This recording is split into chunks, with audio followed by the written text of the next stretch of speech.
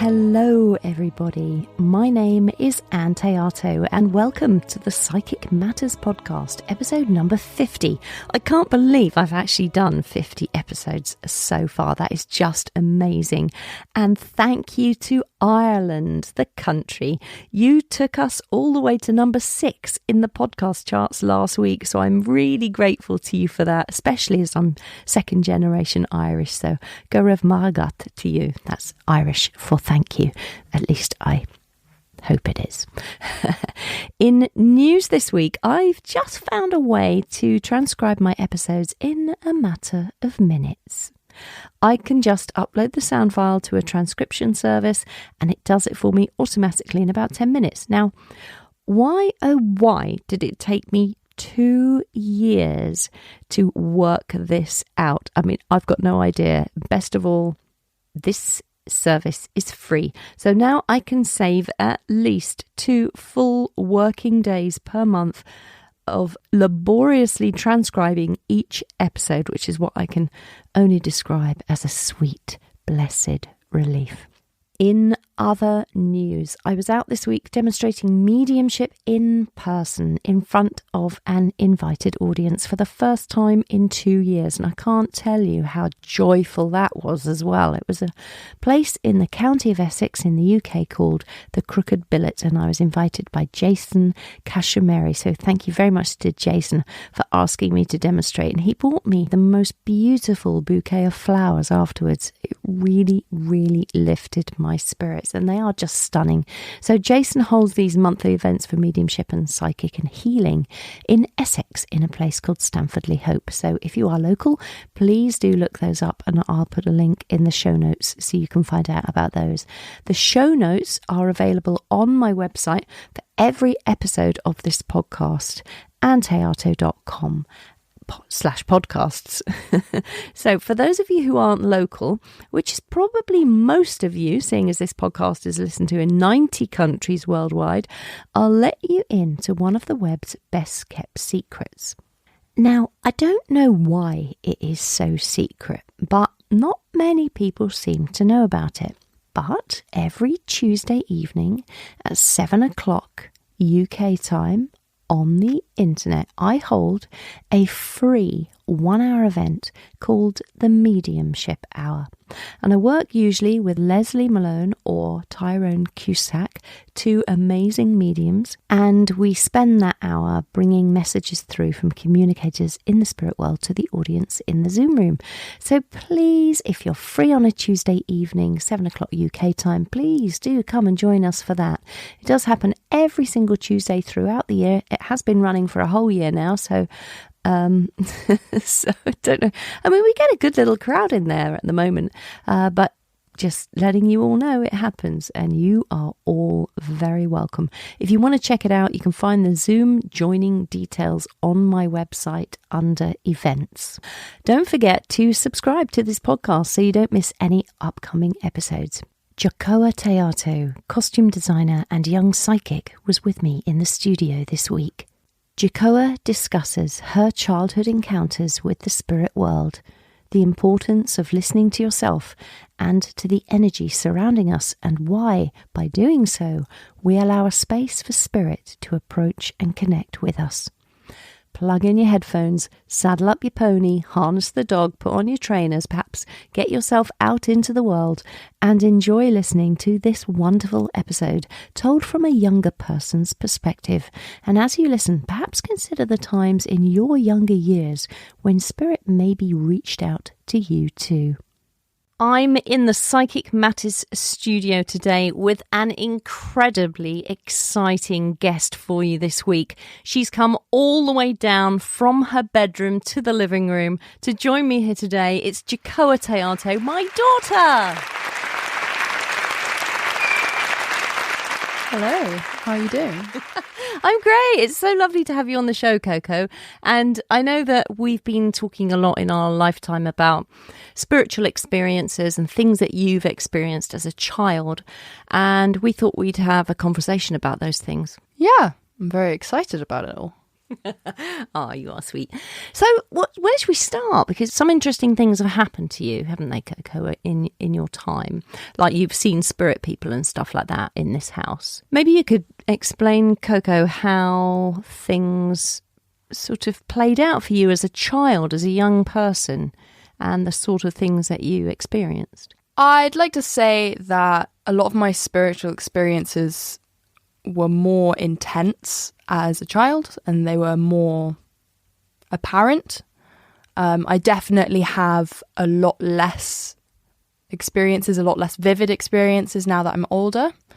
I think perhaps if I'd stayed more in tune and studied like you have, then I'd possibly have more experiences to talk about now. But I did have a lot of experiences when I was a child. That's so interesting that you should say that. Like it was more vivid as a child. What do you think? You've gone off the boil? Like there's nothing happening now, or how does that work? I think that children are a lot more in tune to their surroundings than grown-ups are. I reckon that they're new to the world. They're fresh, although their souls might not be. But they themselves are new and they're more in tune to their surroundings. And when we grow up and we learn to interact with the physical world and less so with the metaphysical world. So going back to your childhood then, what is your sort of earliest experience of knowing yourself to be a soul being or seeing other spirit people? How did it sort of begin for you? I think it started with like one of my earliest memories of, I think you'll remember this more than I do, of telling you that we lived together in a past life and that I was your mother. And I just had this vivid image of us walking, like a silhouette of us walking hand in hand. And the sky was orange. The sky was deep orange and there was smoke everywhere. And to me, to my child's mind, that was a fire. And that we had passed together in a fire. And that would be my first experience of being somewhere else other than in my human form. I remember going to have a psychic reading when I was pregnant with you, and the guy that I went to see said to me, you and your baby are going to be reunited. You know each other from before and you will be reunited in this life. And I just thought, yeah, right. Yada, yada, whatever. What a weirdo. But when you turned to me, how old were you when you told me that we had lived together before? Must have been between the ages of 3 and 5. Very, very young.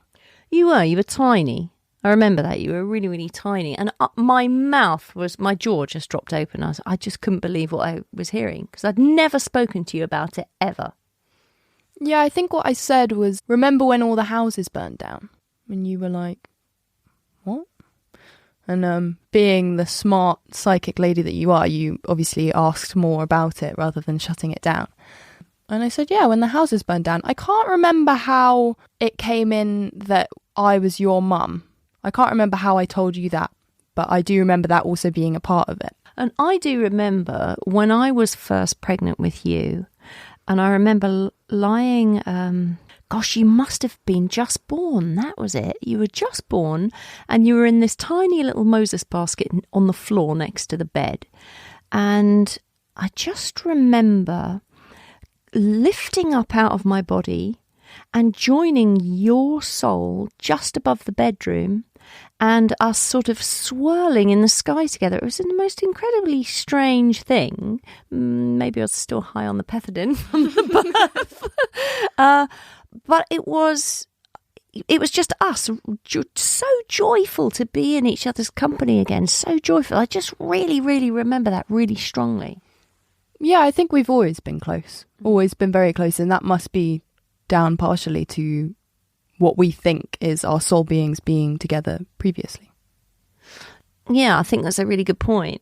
And you said earlier on, or just a few minutes ago, really, not really earlier on, we only just started talking, but you said that things were more intense as a child and you sort of felt a bit closer to I don't know, your spiritual connection, I suppose. What other things did you experience as a younger person? Yeah, so I've only had a few spiritual experiences or sights of what I perceive to be spirit beings in my lifetime, and most of those were in my younger years. I can't remember which spirit experience I had first, but there were quite a few that kind of came around the same time. One of which was this man who used to watch over me and my brother in our bedroom as we slept. And I remember him being very tall, like a very dark shadow man kind of thing. And I wasn't really threatened. Obviously, a man standing in your bedroom door is a little bit spooky. But I wasn't terrified. It wasn't something scary, because I remember distinctly waking up from a nightmare and getting out of my bed and asking this man, like, can I go and see my mum?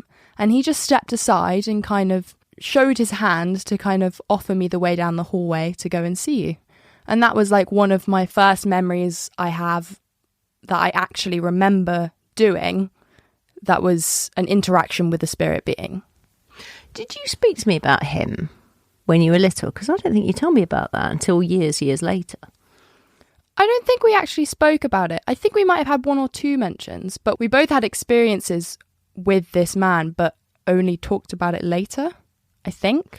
Yeah, because that was the same guy that I used to see standing in the doorway protecting Jacob before you came along. Because just for the listeners' knowledge, I've got a son who's 4 years older than Joccoaa. How old are you, Joccoaa, by the way?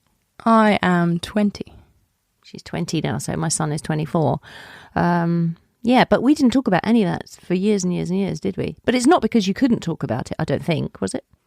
No, because we discussed other spirit things. I don't think you really spoke about it in too much detail because I think it was too complicated for my little mind to understand. I would just tell you things if I experienced them, or they were like my imaginary friends or whatever, and you'd just say, oh, okay, all right. And we only discussed the fact that they were spirit people much, much later.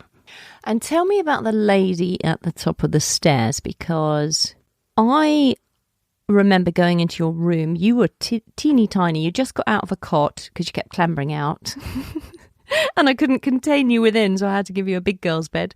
And but I remember you lying in that big girl's bed. You must have been 4, maybe 3. 2, 3, 4, gosh, I can't remember. But I do remember this really, really old lady with a bustle at the back, a kind of a mantilla on her head, all dressed in black with a stick, and she had rheumatic fingers and arthritis. And she was really old, like in her really late 80s, 90s. And she was just standing over you like a real protector and just sort of staring at you. And that was really strange. But I didn't see her like a ghost figure or like in 3-dimensional form. She was sort of in my mind, but I knew that she was there. That was the thing. Yeah. Did you ever see her, or did you see somebody else? I have never seen her. The only mention I've ever heard about her was when we talked about it a few days ago. Very briefly, you mentioned her, and I was like, I have no idea who that woman is. Yeah. So I have never actually seen her, only that mention that you said the other day, because we were going to possibly bring it up here. Mm. And so who was the woman that you saw at the top of the stairs, and who did you see there? So that is a story I'm sure you may remember a bit better than I do, because I was very young. Like I said, all these experiences happened when I was really young. And I was standing at the bottom of the stairs. You had the front door open, and I think you were working on the flower beds outside the window, the kitchen window. And I'm just babbling along like a kid, standing at the bottom of the stairs, looking up to the landing at the top. And you walk in and you say, all right, Co, who are you talking to? Because, I'm just a random kid just standing the stairs and talking. And I said, I'm talking to the woman at the top of the stairs, which must have been really creepy. Maybe less for you, as you're more in tune to that sort of thing, but to other parents that might seem terrifying, that like one of those really creepy children in a horror film that's the only one that can see the ghost. But I just remember this very lovely, happy, joyful woman. She was carrying some shopping bags and she had a big hat. She reminded me of one of the Mr. Men. I can't remember which one, but one of the Mr. Men wears a very fancy hat, and she had a similar hat. She was carrying shopping bags. She was a bigger woman. She's very lovely, very friendly, and she was just asking me about my day, asking me what I was up to, just making little conversation. I was just chatting with her. And like you said about the other woman who was standing over my bed when I was little, it's not that I was seeing her physically, I was just seeing a shadow form of like, I could picture her in my mind. And because I'm a kid, I often wonder if that was just imaginary, like friend kind of thing, or if it was spirit. But I know the difference. I've grown and I've learnt to tell the difference. And in that experience, I believe it was seeing someone who was on a different plane and actually having those conversations with me rather than my imagination. That is so interesting, because when you and Jacob were tiny, that was when all of this spirituality stuff kicked off for me, because I was seeing spirit people left, right and centre in this house all the time. And it's not that I don't believe like it's a haunted house or anything like that. I just feel like it just became very active, and there were a couple of years when it was really, really active, where I saw, did you ever see a young boy? I used to see this young boy who used to play with stuff. He used to take my keys and move them around the house, and he was always in and out under the ironing board. No, although we did have lots of like conversations about him throughout my childhood. I think once he'd kind of not disappeared, but once he was less around, that's when you started to talk to me about him.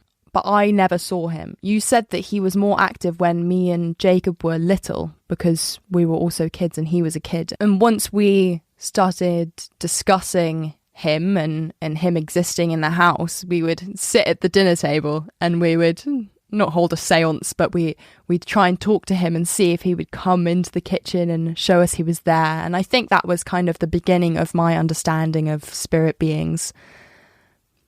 But that was long after I'd had my first spiritual experiences. But people listening to this, Coco, they might just think, well, your mother's away with the fairies and she's... yeah.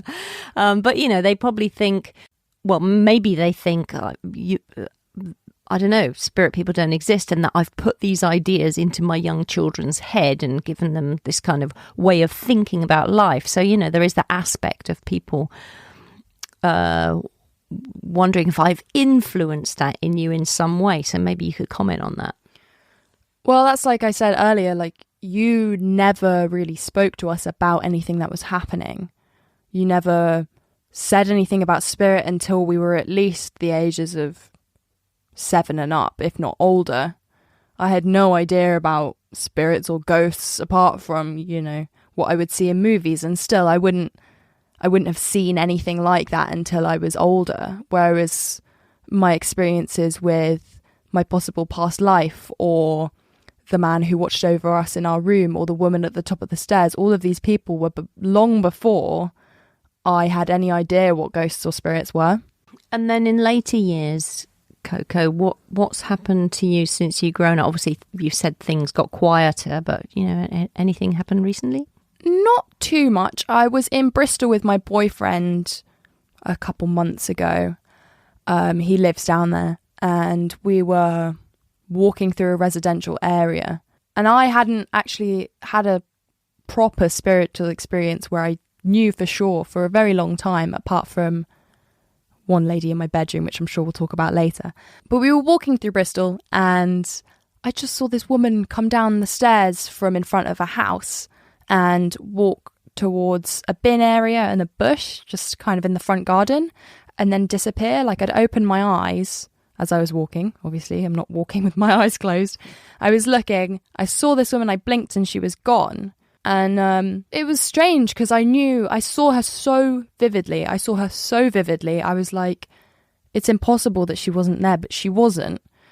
And it just brings on this sense that it's like, you saw it, but you didn't see it. It's not there. And you kind of, it's hard to explain. You have this understanding that you saw it, but not with your eyes. you see it with your mind. And that's really complicated to try and explain to someone who hasn't had that feeling, but I sound like a crazy person.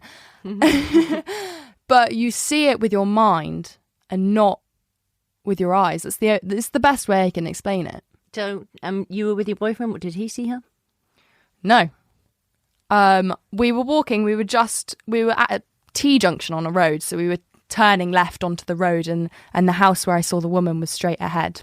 And as we turned down onto the road, I kept looking behind me. I was like, there was a woman there, all in white. She looked about, what was it? I think she looked in her 40s maybe. She had blonde hair. I was like, I've just seen a woman there. And he said something along the lines of, what do you mean? I think he knows somewhat about my spiritualness. He knows about your work. Yeah. And so he kind of understood that I didn't mean I see a woman right there. He knew that I was talking in a more spiritual sense.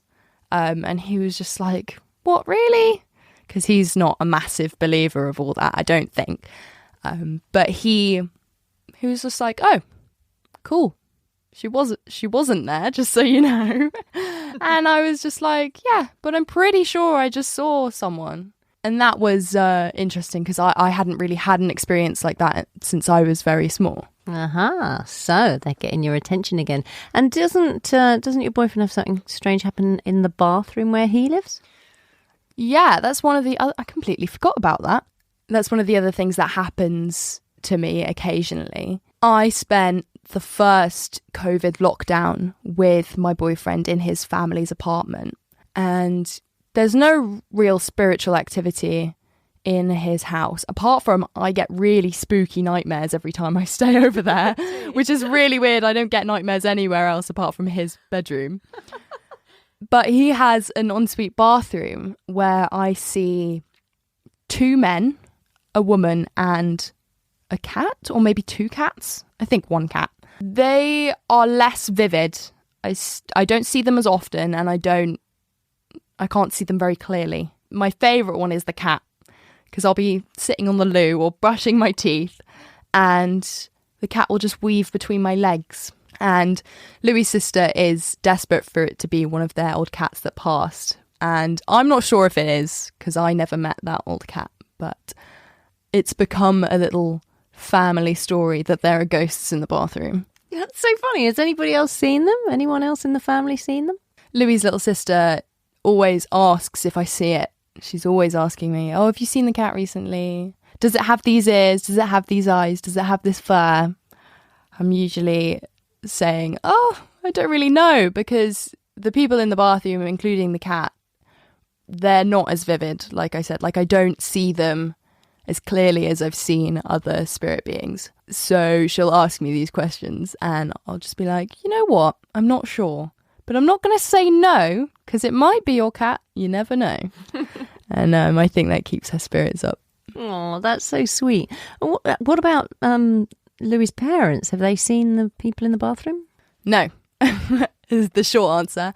No, they haven't. I have mentioned it to them. I've mentioned what I've seen because I was telling Louis and I think he just brought it up over dinner. I don't think they were for it or against it. Knowing their nature, they might be a little bit spooked, but I don't think they've really said anything that might indicate they're scared or they believe it or they don't. I think it's just something fun to listen to at the dinner table. Did they recognise them at all? No, I didn't really give massive descriptions because, like I said, I can't see them as well as I've seen other people. It's one of the men wears a flat cap, I know that, and he's about 5'9". And the other guy I think is a bit taller. But I can't see them as well. I just know they're there occasionally, very occasionally. They'll just walk past me very quickly. So even if I could see them, it would be a very quick glimpse. So that kind of makes it difficult for me to describe them. The cat is there a little bit more often, but I haven't been over to the house or seen any of these spirits for a while. So it's tricky to kind of gather that image in my head of what they look like when I barely see them for a second anyways. Yeah, maybe next time you become aware of them, you can ask them to give you a little bit more information, let that information touch your mind and see what they have to say. Yeah, that actually sounds quite good. I've started occasionally when I get a feeling that someone's there. Usually it's just because the house is making noises from the pipes in the floor. I'll ask the room, can you let me know that you're here? If you are here, could you move something? And I think that's a fun way to start delving into my spirit mind and my connection to those people that are there and present. So it's interesting. It's interesting just talking to you, because I guess the more I've just spoken to you just now, I'm thinking, I've got quite a psychic child and quite a spiritually aware young woman. Well, do you want to take it further, Co? Would you do training, or, are you interested in learning more? I mean, I think it's very interesting. It's hard because although I have these experiences, I still do have my reservations. Like, this can't be real. This can't be what's happening. I must just be nuts. I must just be crazy. So I think it would be interesting, but as a student right now, I don't really have the time. But I think when I'm older, I may invest some time and money into studying into it a bit more. And I think in my day-to-day, I'd like to try and invest a little bit more awareness in my metaphysical being, my perception of the world around me that isn't physical. I think day-to-day, I'd like to explore the world on a more energetical field and how things feel. I'd like to think, and I'm sure you'd agree, that I'm quite sensitive to things like that, to noise like you are. In the past year or so, I've been quite sensitive to smells as well. And energetically, people who don't feel very nice, it's nothing against them, just sometimes their energy isn't so nice to be around. Stuff like that, I'm trying to be more in tune with, although it can be a burden at times.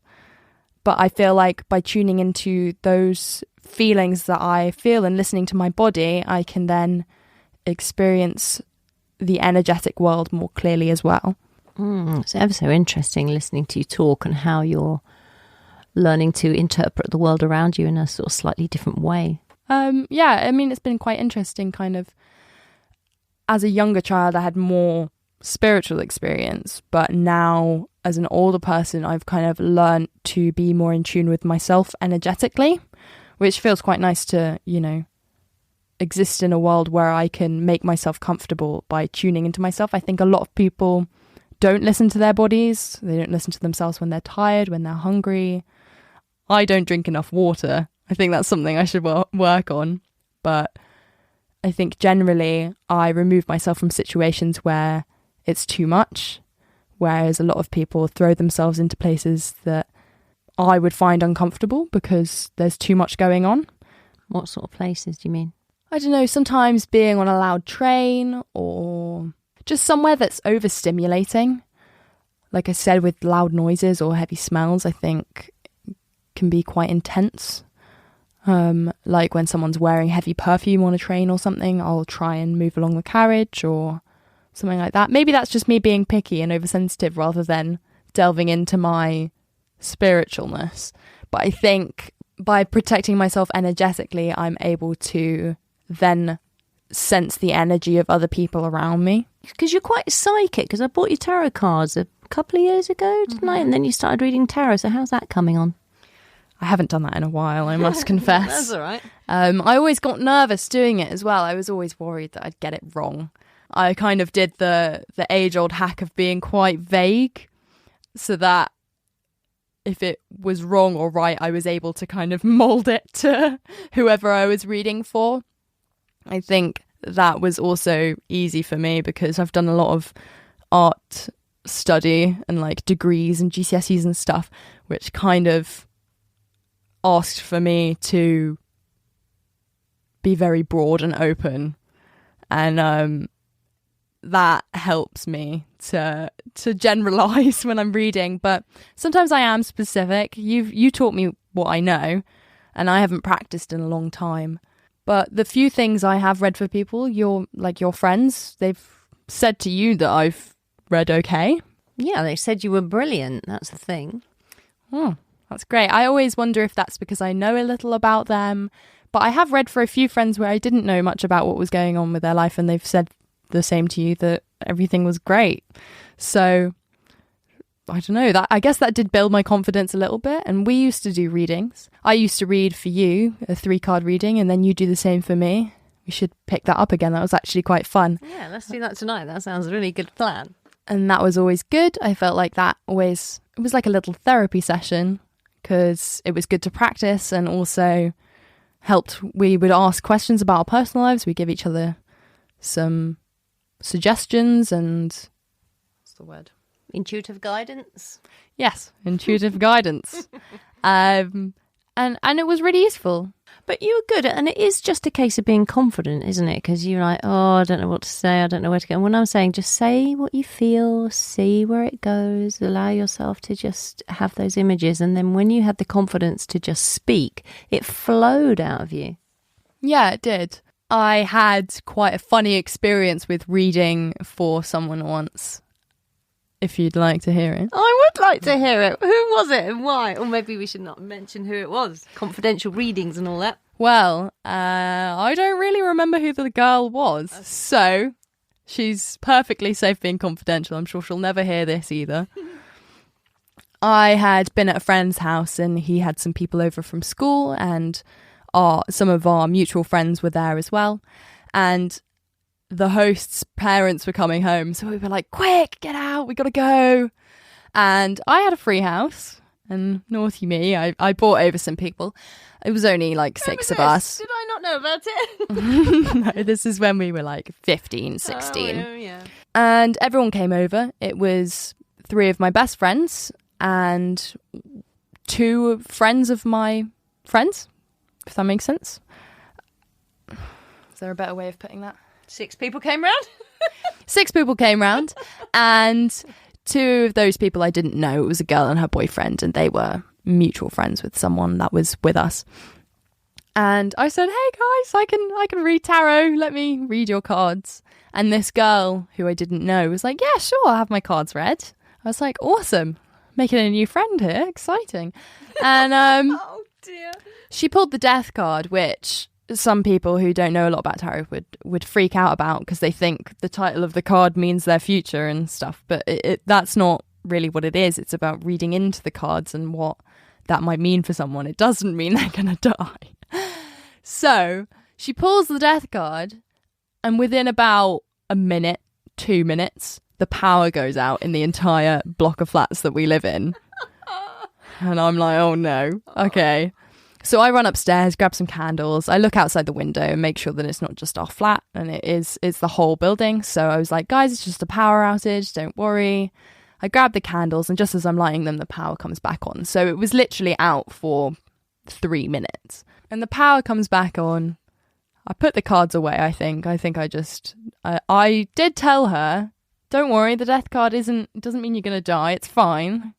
But obviously I didn't get a chance to read into it because the power went out. Oh, no. So shortly after that palaver of the lights and such, this poor girl goes, right, I think I'm going to head out. And me being a silly teen did not put 2 and 2 together that she was absolutely petrified. Traumatized for life. Yeah, she must have been very scared, the poor girl, but her and her boyfriend left, and only a couple weeks or months later did I think, she was probably quite scared at that point, pulling the death card and then all the lights going out in the building. No, can you not get a message to her and make her feel a bit better? Like I said, I cannot remember who this poor girl is, so unfortunately not. Oh dear. Well, we'll have to just send her some healing from a distance. Yes, they send her some well wishes.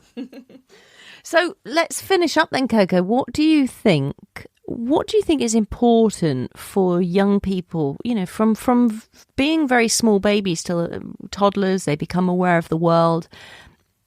Maybe they're like you, they're very sensitive to the environment, to energy, to, what's going on around them. They're seeing things. What advice can you give on that? To the parents or to the kids? It's interesting, isn't it? Maybe just for people listening, so that we know how best to hold young people in a space of, helping them to learn about these kind of things.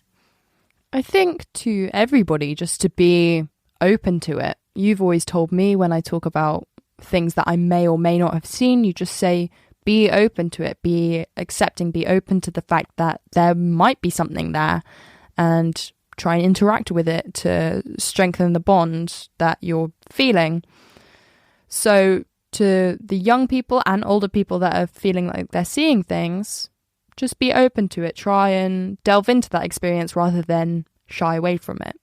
And for parents who are having these experiences with their kids, again, just be open to it. I feel like kids aren't really listened to a lot. I feel like their basic needs are met, obviously, as parents have made the choice to have kids, to then supply them with food and clothing and shelter. But I think that sometimes kids will voice their opinions and they're not necessarily listened to. If kids say they're seeing things, a lot of parents are just going to be like, oh, shut up, like, stop that, you're just making up nonsense. Whereas you were quite open with it, which I think allowed me to really involve myself with my spiritual connections and be more open to it, which has led to me having further experiences and more intense, I don't want to call them visions, but more intense experiences with spirit beings. I guess, Coco, also, it's not just for the children either, because as adults, we see things and our friends, the automatic reaction is for people to take the mickey and say, shut up, don't be ridiculous. Don't be ridiculous. That seems to be the phrase. So, how can we not feel that pressure from the outside world that tells us we're so wrong? I think just trust in yourself. If you feel like you've really seen something, then you know that you have. There's something deep down. You can talk yourself out of it, which I'm sure you can see happens a lot with ghost stories and stuff like that. Like, oh, that didn't really happen. But if you feel deep down that you've seen something, then trust in that. And like I said, delve into it. Because there are times where I think I've seen something and I'm like, oh, no, you probably didn't. And sometimes I may not have, but sometimes I may be closing a door that I could be delving into and experiencing more, and shutting yourself off. That's just a dead end. You can't then further explore anything if you're just closing it down. Whereas if you're open to it, if something happens, if something doesn't, at least you have that option that you haven't just denied anything happening in the first place. And so, lastly, what advice, you've already sort of said, listen to your intuition. What's your advice for spiritual living? That's a tough one. My advice for spiritual living. I don't know if that even sounds like a question. What's your advice for spiritual living? I mean, even if it is a question, I'm not sure the answer.